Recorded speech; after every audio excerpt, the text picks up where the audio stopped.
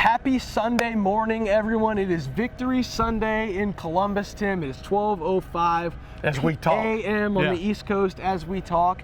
And just about an hour and a half ago, Ohio State 21, Notre Dame 10. Ryan Day made sure to remind everyone that was number 5, Notre Dame 10, Ohio State 21, number 2, Ohio State. But the bottom line, Tim, is that Ohio State is 1-0 after a sellout, raucous crowd really helped them, and the defense willed them, and then an offense powered them to a 1-0 record, a win over a top 5 opponent, and the first win in year 4 under Ryan Day, the first win under Jim Knowles as the head coach of the defense. There's not a lot of ways to split this, Tim. It doesn't always have to be impressive, especially against good teams. The Buckeyes are 1-0, and that's basically what the message is coming out of this one. Yeah, your point is winning doesn't have to be pretty. First half, it wasn't pretty, and they weren't winning.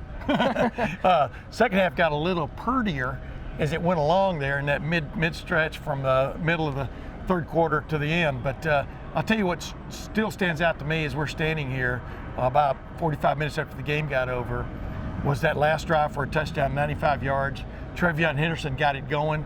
There were some great pass plays in there by C.J. Stroud, especially on a wheel route. Mayan Williams ran a wheel route up the sideline. C.J. got flushed out of the pocket just when he was ready to launch it, ran back and hits Mayan Williams on the sidelines, who came back for the ball. A very instinctive play for a football player, and keeps that drive going. And then right on down the line, then it was Mayan Williams left, Mayan Williams right, Mayan Williams up the gut. It's hard to say that 3 times. But what I'm getting to here is, what was one of the things that Ryan Day wanted to fix on his football team was the toughness factor, the competitive stamina. This is the fourth quarter. They get down there, they get to the 2-yard line, and suddenly Enoch Vimahi and Josh Fryer run into the game. Suddenly they've got 7 offensive linemen on the field to score that last touchdown to really salt the game away, with Mayan Williams going the last 2 yards. But that's what stood out, is we didn't see anything close to what we thought we were going to see going into this game. But as Ryan Day pointed out, it was still a victory over the number 5 team in the country by 11 points.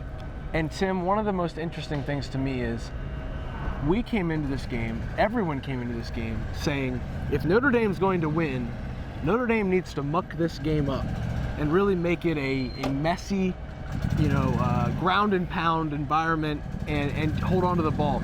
Well, guess what? The other side of that coin was, this is an Ohio State team that all of a sudden can now do the exact same thing and compete and really put the game away. Yeah. Because Ohio State was not winning when it was passing the ball. Ohio State was not winning when it was doing what we saw from Ohio State last year. Ohio State was not winning this game. And when Ohio State decided that it was Ohio State's turn to be the bully, Ohio State won the game. Yeah. And it didn't matter what Notre Dame had in store on that 95-yard touchdown drive defensively. Ohio State was scoring a touchdown on the ground. That was happening. Yeah. And when you know that you're running it, the guy on the other side knows you're running it, and you run it well, that's when you know that you're a tough team. And there's a lot of things that they didn't prove in this game, but that's one thing. You're not going to question this team's toughness. No, Ryan Day was emphatic about getting this team going from a toughness, running the ball factor. And what you think about is that 3rd and 2 in the first half when they didn't get it done, got stuffed, and you're going, okay, well, that was a point of emphasis in the all the offseason and stuff, and wow, they didn't pass the first test. Then boom, especially on that last touchdown drive, they did. But 3 guys really stood out to me tonight, besides C.J. Stroud really getting it going in the second half. The 3 guys were Emeka Egbuka. Fans are just walking by waving at us. Emeka Egbuka obviously stepping up with Jackson Smith having to leave the game with some type of malady. We're not clear on exactly what that was yet, but it was after a big hit on the sidelines. Emeka Egbuka stepped up, and I think he had like 9 catches or whatever it was. 9 he had for a 90. touchdown catch. But as I asked C.J. Stroud in the post game with this other guy standing next to him, who is Xavier Johnson? Explain who Xavier Johnson is. And then Xavier Johnson also explained who he was. Wow. I'm not sure anybody woke up this morning thinking Xavier Johnson was going to be a big star in this game, opening game victory, 5th straight victory over Notre Dame, but he was. Tim, I think he scores the go-ahead touchdown. I think Xavier Johnson earned a middle name in both South Bend and Columbus. It's a word that we can't use here. It starts with F. Yeah. But he's going to forever be known as Xavier something Johnson because that's one of those guys. This is a not a dead rivalry, but like an asleep rivalry at all times. So Notre Dame and Ohio State don't like each other, and when Notre Dame is a big underdog coming into Columbus and has Ohio State on the ropes, and then has their number one receiver out of the game, and then you get beat by Xavier Johnson of all people, running a simple post cut.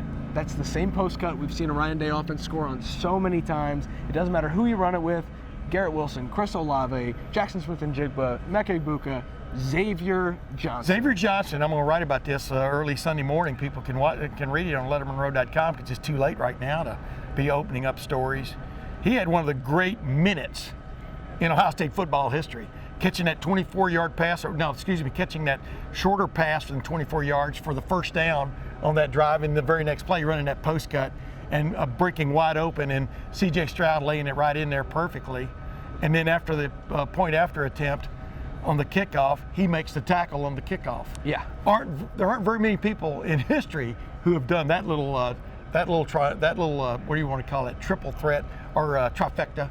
And boy, he made it look easy. And then of course after the game, he gave, speaking of faith, he gave all glory to God. I mean, continually. C.J. Stroud did too. These guys are motivated by different things. They draw strength from different areas. Some players do, but clearly his faith has helped him from a walk-on, sticking it out. What is he, like a fifth-year player now, or whatever? Yeah, to earn a scholarship. Graduate, earns a scholarship, and then to have a moment in a game that was so ballyhooed, so huge to get this team off to the right start, number 2 versus number 5. He has the go-ahead touchdown catch. That's crazy. So we've talked so much about this offense now, Tim. Let's praise the defense. My call. I will say, let's praise the defense. This is not a homer thing. This is not a calm down, Spencer. That defense kicked. Another word we can't use on this show tonight. Rear end? Yeah. You can use rear end every day of the week. So I will tell you this, Tim.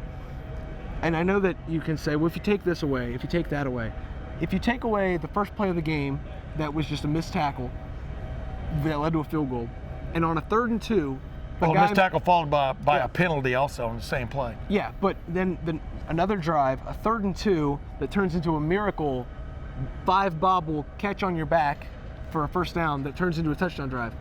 If that miracle bobble play doesn't happen, that first play, but this is a defense that, other than 2 plays, really, really played well. Yeah. And the progress, I don't even want to compare it to last year, because it was literally night and day. And that's not exaggeration at all. The things that you saw from this defense tonight, whether it was Jack Sawyer standing up, Lathan Ransom, laying the wood on Michael Mayer on a 3rd down to keep Notre Dame from moving the chains. Mike Hall from the interior, a defensive pass rush and defensive run stuffing that simply was not there.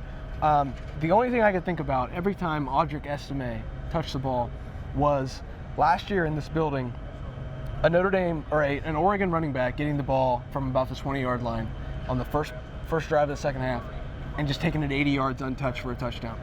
And that not only didn't happen tonight, that had no chance of ever happening tonight. There was one play that you thought had a chance, and then 3 Buckeyes tackled the guy around left end. Guy just exploded, but 3 Buckeyes were there instead of 1 flailing at him. 3 Buckeyes were there. That's the Jim Knowles system, man. You're going to have some plays occasionally get out of the gate, but boom, you still have guys getting the ball, keeping leverage, making a play. And I shook his hand as he was leaving, Jim Knowles, when he's leaving the stadium a while ago, just because I thought for what they've done over the last 8 months, to see it come to fruition tonight after that ridiculous start, the missed tackle that gets Notre Dame going, you're going, oh no, I've seen this play before. You know what I mean? Yeah. I'm talking about play as in Shakespeare. But boom, they stiffened and held them to a field goal, and that was as key as anything else that happened tonight. But Mike Hall, you're right. Mike Hall made two great tackles for losses, or 2 great tackles back to back after that big play, forced him to a field goal, and you got what you got. I mean, and Lathan Ransom. I mean, who was Jim Knowles talking about the last several times we talked to him? Lathan Ransom this, Lathan Ransom that, and occasionally sprinkle with a little Mike Hall. Those are the guys that make the plays. Yeah, the guys that are busting their butt in practice showed up in the game, and that's the way it ought to be. Tommy Eichenberg also played extremely well. He's much faster, much more physical than people give him credit for. I'm just going to say it, guys. That's not like Tough Moreland running around there. That is a very good athletic linebacker. He can get it done. Yeah. He was running sideline to sideline, chasing guys. He's really good, and I think you're going to continue to see that play out this season. I thought he had a great game. I'm not going to discount what Teron Vincent did on the interior. Oh, no, but I'm just talking about guys that, we could name the whole defense because they only gave up 10 points, 0 points in the second half. That's what you have to do to win football games. I like to give some credit to some of the guys. That's what you have to do to win any sport game. I like some of the guys who I thought stood out other than the obvious, and so Teron Vincent, Tommy Eichenberg. I'll even give Denzel Burke some credit. Lorenzo Styles is a good player, and Cameron Brown and Denzel Burke I thought did a pretty decent job on him. Yes. And they're going to hit some plays. See, when you throw the ball up a few times, you're going to hit some plays. That's the point that people have to keep in mind now. Except for like a really lesser opponent, you're rarely ever just going to shut a team down like Notre Dame that has some talent. That is maybe the best tight end in the country. I think you would agree with that even tonight. And a few times they got him isolated one-on-one instead of having a little bracket action going, which is on that last big play when they had a shot. You saw Steel Chambers come out there and kind of break up that play. They had a nice bracket there, but earlier in the night, you look up and they've got him one-on-one with Cam Brown, and he beats Cam Brown for like a 17-yard gain, catch and run out on the edge. They're going to hit some plays like that. The key is don't let them get to the end zone. And that's what this team did, I think, best of all tonight was they kept them out of the end zone. Yeah, and there was except for once. And that was a drive where, I'll come out and say it, Ohio State started to play some depth. There were some of the twos out there just to get some different guys in there. And what happens? Notre Dame marches down the field and I think 80-some odd yards, 87 yards, and scores a touchdown. When the first team was in there, Tim, this was as lights out of a defensive performance as we've seen since 2019 from this group. There's still obviously some things to fix, some things to correct, some things to get better at. And now Ohio State can turn the page to a 2-game stretch that really shouldn't be an issue, but can present some ways for this defense to continue to get better and for C.J. Stroud to fine-tune things with some receivers not named Jackson Smith and Jigba, because that seemed to be an issue tonight. The chemistry was a little off.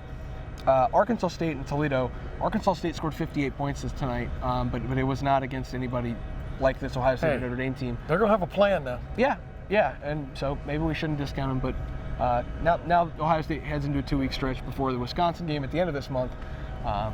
I'll also give a little bit of credit to him before we get out of here because it's simply just late and we kind of want to go home. I could sit here all night talking about this game. You know what I'm saying. They beat Notre Dame for the 5th straight time. Notre Dame took a 2-0 lead in this series back in 35 and 36. Ohio State came back and won 2 straight in 95 and 96. Then they played 2 bowl games. Ohio State clearly won those handily, just like they won the other 2 games. And they won tonight. As Ryan Day reiterated several times before he talked about the slow start, they were playing the number 5 team in the country tonight, and they beat them by 11 points. You can hang your hat on that, especially with the way this defense played tonight. So I would not discount this at all, and I could talk about it a long time. I mean, I know you're not. I just like the energy of the defensive front, for example. I like the fact Cody Simon got back in there and was playing extremely hard. A guy that didn't get to play in the Rose Bowl because of a shoulder situation. Lathan Ransom suffered a broken double compound fracture, I think, in his lower leg in the Rose Bowl. He's out here tonight balling. I mean, just playing like he has been playing for 3 years here. As Jim Noll said, he was triggering. He could see the forest for the trees, and he was going after it with his chainsaw. I mean, it was really fun to watch. Yeah, and one other thing that I'll give credit for, like I said before we get out of here. Do you like that line, forest for the trees? Yeah, for sure. With the chainsaw? There's a lot of metaphors to be had here, Tim. Yes. There's also a lot of people in this stadium. I'm critical of Ohio Stadium at times, especially for sleepy noon games, things like that. This crowd was incredible tonight. Yes. The celebrities were out, the stars were out. So many recruits in the building. We'll have full coverage of that at lettermenrow.com. But 106,000 some odd people were very, very loud in this building tonight, and a little bit of a hat tip to the Ohio State fans for making it happen. Ryan Day called on them on Thursday, and they answered the call. So yes, and you're saying Matt Parker's going to have Oh, pretty good coverage of the recruiting situation. Is that what Great you're coverage of the recruiting intimating? situation. We'll have some photos online. Definitely have some Buckeye leaves to give out. But I think that's going to do it for now on the video here. Inside the Horseshoe, it was Ohio State, number 2 Ohio State 21, number 5 Notre Dame 10. Tim and I will have full coverage on the site on Lettermen Row. Come check us out on the YouTube channel. Subscribe there. The message board, the Letterman Lounge. We're always having a good time in there answering any subscriber questions. We will see you back in here next Saturday at noon for Ohio State, Arkansas State. We'll have full coverage of that all week long leading into it at lettermenrow.com. We'll see you there.